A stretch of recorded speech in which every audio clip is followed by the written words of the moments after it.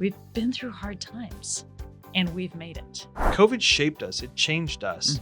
It made us less resilient. You know, if you think about the things that we talked about at the beginning that absolutely suck our resilience out, right? How many of those do I have control over? Most of them I really don't. Yeah. Resilience is probably one of these things that you're like, well, if it's not super hard, why do I need resilience? Today on the Half a Bubble Out podcast, Catherine and I are going to be talking about the importance of resilience in business. We'll define resilience and what it means for us in today's volatile world. We'll also cover how business leaders can use their resilience to avoid burnout. And we'll discuss the 5 major aspects of building resilience, including how to gain perspective, the importance of remembering the tough times, how to focus and keep the main thing, and why self-care and the power of a strong personal support system really matters. And of course, we'll share what you need to do right now in order to increase your resilience over time. So let's dive in. Resilience is actually a really important topic that I'm glad we're covering today, because this whole idea of being resilient has probably never been more important than in the world we have today. Yes. Yeah. I would imagine there's probably, if somebody in their 70s or 80s were listening, they might go, "Oh, son, there was a time it was worse than today." But certainly not in our lifetime of business. There have been cycles, but the VUCA, the politics, the economy, all the different things they're a little hairy right now. They're kind of crazy. And maybe it might have been more difficult in 2008, 9, and 10 as far as we had a major recession, and we're not in a major recession right now. Things are a little slow and soft. Politics are weird. Everything's kind of strange. The stock market's doing bizarre stuff. And it's been a long time since we had a recession now. It's been 14, 15 years, and people are a little nervous. Resilience is probably one of these things that you're like, well, if it's not super hard, why do I need resilience? But again, we just came through, it's 2024 when we're recording this, and the COVID wasn't that far behind us. The COVID. That thing. And there are experts, sociologists, psychologists, people who say we're still living under kind of a post-traumatic version, a stress, and if you will. COVID shaped us. It changed us. And it made us less resilient, because that's why we're talking about it. These moments that are high shock, like the Great Recession in 2008-9, the issue of COVID, all of that kind of stuff, they pound at us and kind of rip out or drain us of our resilience, our ability to defend, our ability to stay focused.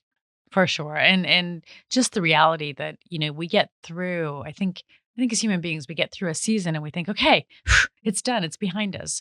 But what the psychology would say is that the impact and the payment for that season is still ongoing. So let's define what resilience is. How would you define resilience?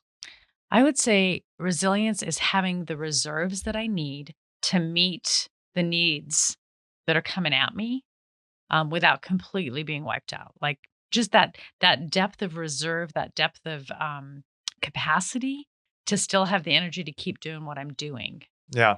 And John Eldredge writes a great book on resilience called Resilience, but he's got a great story about camels in the beginning. Oh, yes, he does. I love this story because he's talking about camels are a unique creature that can go long terms over the desert. They don't need water and everything else. But a lot of animals will say, like horses will I need to rest. I need to drink. They'll stop. They'll stop when they need to recharge. The camel won't. And the danger with camels is that they'll keep going and everything looks fine. And then they sit down and they die. Right. And he uses that to parallel how that is often how we function, right? We may not die, but we push all the way up to the edge and all of a sudden, 4th stage burnout, just boom. I can't get off the couch. There's a level of depression. There's just an inability to function. And it's because all of your reserves got depleted and you weren't actively rebuilding those. Now, we've talked about burnout in other podcasts, but really quick, just to update people who might not understand 4th stage, there's 4 stages of burnout. What are those 4 stages? Well, most of us, stage 1 is you're chugging along just fine. You're busy, but you're not overwhelmed. Overwhelmed. A little bit tired. A little bit tired. Starting to feel the pressure. You're seeing the pressure of the day, the week. Yeah. Stage 2 is where I think most leaders live that are shy of, but it is just the level of exhaustion is increasing. The ability to respond and feel energetic and super excited about what you're doing all the time is getting encroached upon. Stage 3 is where you actually start to hit those places where you're like, I am absolutely starting to cave in. I think stage 3, quite frankly, is what a lot of people refer to as burnout. Mm, They are talking about this. I am now more lethargic. I don't have the right. energy. I'm doing everything I can to push myself forward. The pressures are there. You're more volatile. Yeah. You get set off by people saying things and doing things that you didn't frustrate you in other Well, times. and in stage 3, you also start seeing your, immune system sometimes get a little bit compromised where you get sick more easily. You're just not fighting things off because our as it turns out, we are whole people, right? So when we get super stressed, our bodies also react. Absolutely. So that happens, and then stage 4 is basically you're done. Like, if you're stage 4, you can't get out of bed, and we've had friends that have hit that where they were cruising along, they knew that things were stressful, but didn't do anything to mitigate that or solve it, and ultimately one day could not get out of bed. Going back to the camel story, when Yeah, you go to just fell over. third going to fourth stage, we gradually move through these things. We don't just instantly go and pop into one or the other, but when we go into 4, we actually go off a cliff Yep, from stage 3. game over. And the biggest biological problem is your adrenal glands have been exhausted. Yeah, They've squeezed out their last drop at the moment. They're completely fatigued and they can't recoup. yeah, Now, all of a sudden, one of your major energy sources in your body is shot. yeah, And now you're like, I'm miserable. I'm depressed. I'm everything. yeah. I don't think anybody we've known has been able to come back any sooner than 9 to 12 months.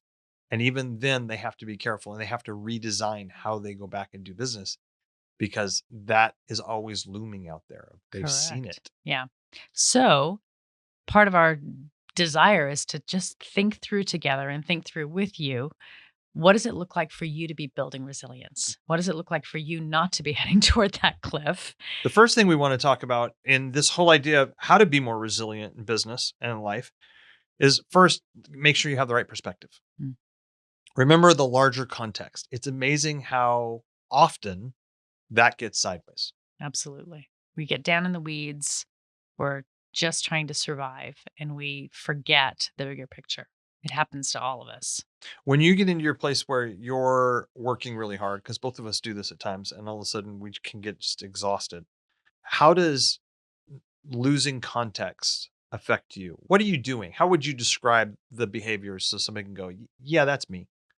For me, I'm just reacting to everything in front of me really fast. Right. And part of my personality is I want to solve something and move on, solve something and move on, solve something and move on. Right. Let's not talk about it. Let's just fix it. Yeah. And I get going too fast. And in the middle of that, I lose the bigger picture. And those short-term solutions don't always serve the bigger picture very well. So pulling back and really remembering like this is what we're doing, this is why we're doing it. This is who we serve. These are their needs and not just reacting all the time because I'm just trying to survive. Yeah. So that's one way for me. Yeah, and we get into this low horizon, high horizon concept that we've talked about in our book and we've talked about on other podcasts. Mhm. But that idea that we're like literally driving down the freeway at 80 miles an hour, looking over our bumper, and anything that we swerve to avoid the things that are, 10 feet in front of us, as opposed to looking farther out and going, oh, I'm coming up on something that's, hundreds of yards away. I can veer to the left. I can veer to the right. I Mm, can put on the brakes. How am I going to adjust for that? I think for me, mm. I get so much on my plate and then I start to feel the pressure of deadlines. Yeah. And I like the pressure of deadlines. So you have to have enough Right. and you don't want to have too much. But usually for me, in the things that I'm responsible for in our company, I'm looking at those and I'm going, everything's fine, everything's fine. And then if I'm not careful, I have too many things with expectations or deadlines that are all coming Mhm. in close. Yeah. And all of a sudden, if I don't have the sleep, if I'm not taking care of myself, and taking care of myself is eating right, making sure I'm getting enough water, making sure I'm getting some quiet time and I'm not just trying to drive all my waking hours, Mhm. and even some social time. making sure that the other priorities in my life, our marriage, our Thank relationship you. with our daughter, our staff, those kind of things, then all of a sudden the pressure gets there and I'm more frantic. Yeah. Well, and I think when you pull back and gain perspective, the other thing that happens that helps you is you slow down enough to be able to remember what's actually important, Yeah. right? Because in the middle of being overwhelmed or busy, we sometimes forget how to prioritize. Yeah. Like what actually makes a difference right now? Everything feels frantic and urgent. But is it? Yeah. Or is it possible for us to pull back and go, okay, I'm gonna move these few things aside and I'm gonna focus on what really matters and get those done. And then actually that will energize me to do some of these other things that aren't maybe as urgent, but they matter. Right. But if I haven't done the big stuff that matters, then I can't even do those well.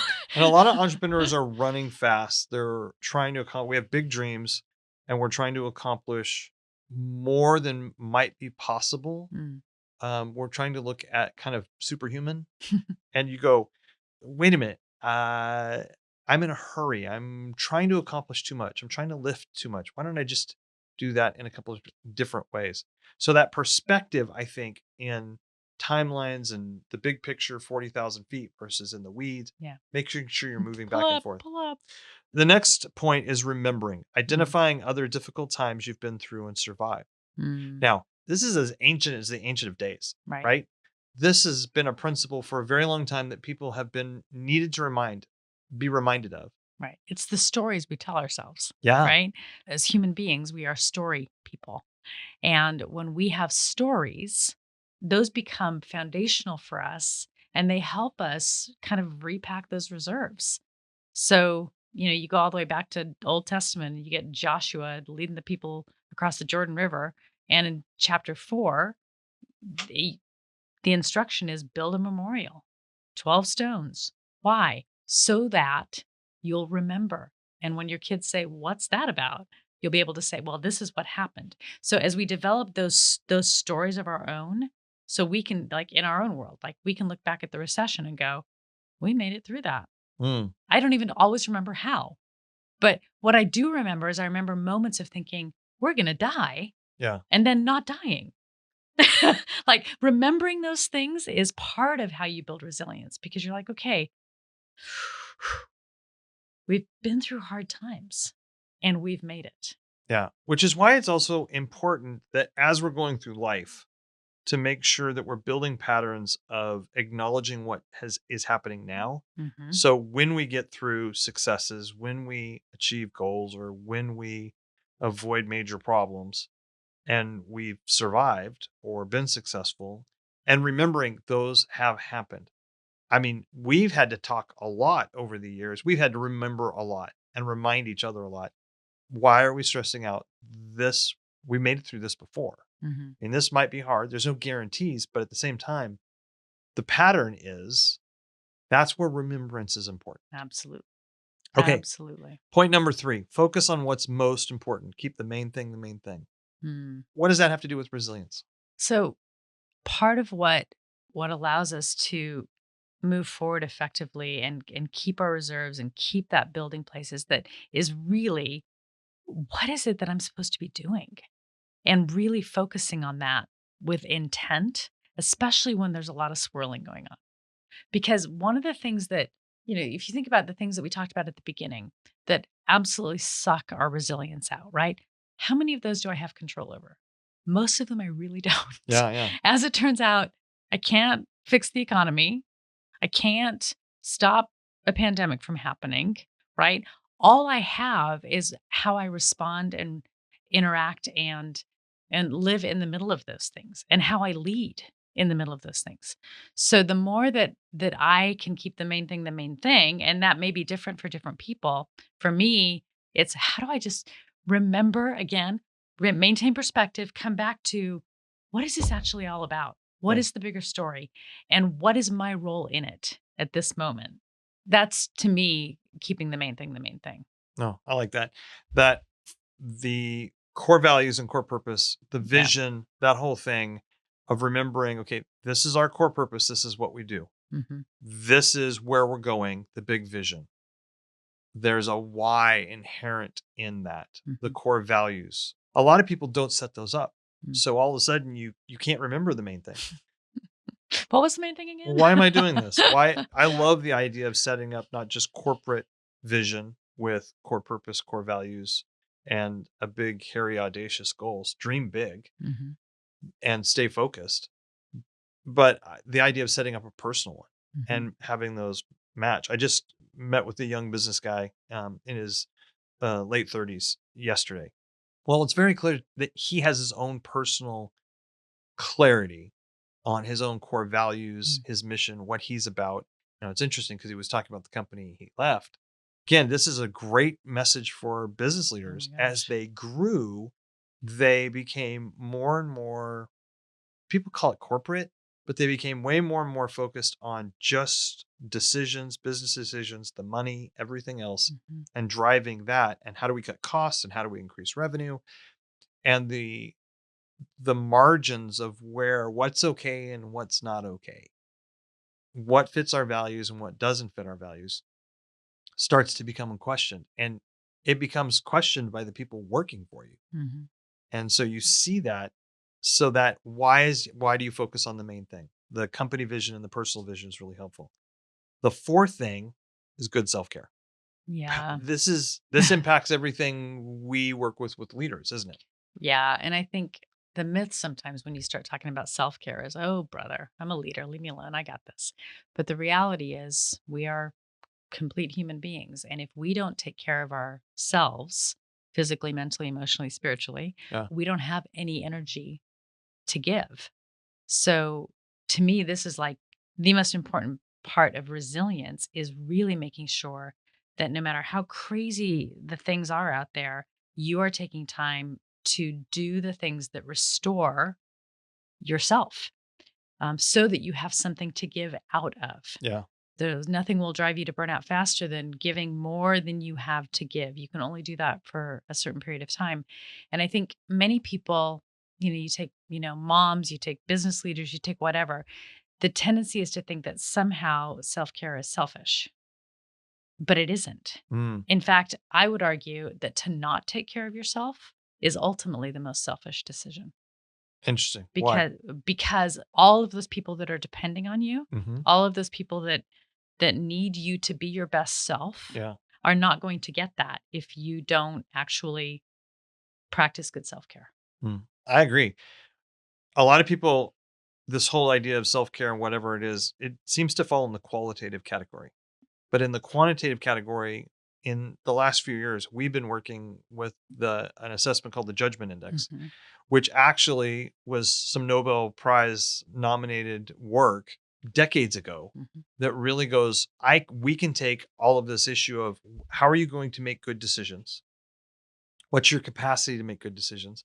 And actually in a quantitative fashion, or for those people who are like, what do you mean qualitative? Qualitative is something I can't quite put numbers to. Quantitative is I can put numbers to them. Yep.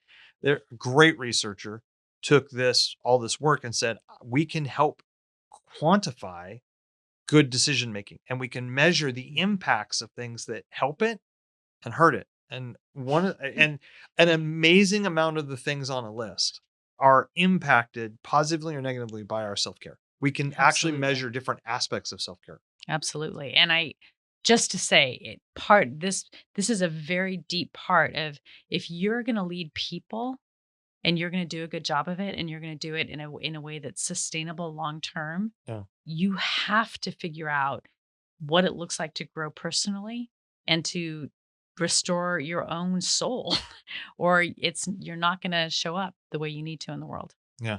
We're going to do another podcast on self-care, but really high level, really quick.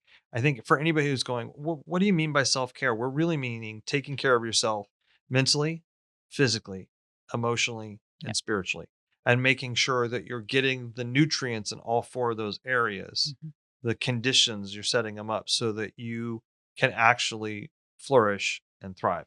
Yep. We'll talk more about that in another one. The fifth point is support systems. Yeah. I mean, the reality is part of what allows us to build resilience is having other people who are pouring into our lives. right? People who know us, people who can ask good questions, hard questions, people who can call us out on having not good self care. Really important.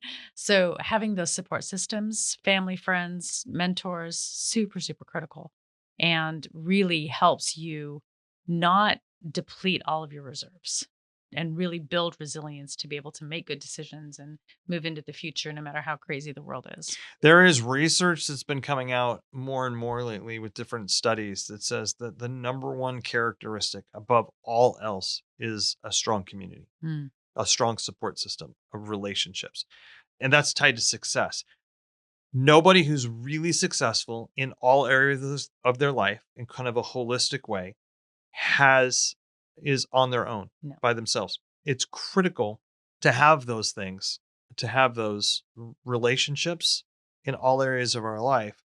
And business is absolutely critical. It reduces the stress. It increases your ability to be resilient to Absolutely. stress situations because you can just, if nothing else, it's the age old adage that says, I just needed to talk to somebody who I knew I was safe with, who cared about me.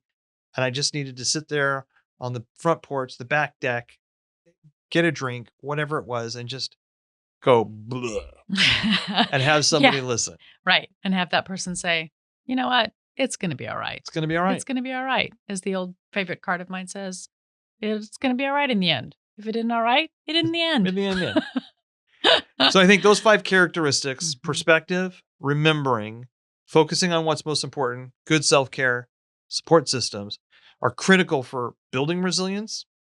It helps us understand what resilience is, and resilience is going to help us deal with those shocks in life. How do you manage to get through that and get through it successfully without it destroying you or your company? And I Yeah. think this is really powerful stuff. Yeah, and just to encourage the audience, just this is not something that you wait until you're struggling to start. Like you need to be doing this now. You need to be mapping out what will build reserves, what will restore capacity, what's stopping that right now. How do I make decisions differently? So this is long term. Again, you're in it for the long game. So start planning now. Be renewing those things in your life if they're not currently present. Perfect. Thank you very much.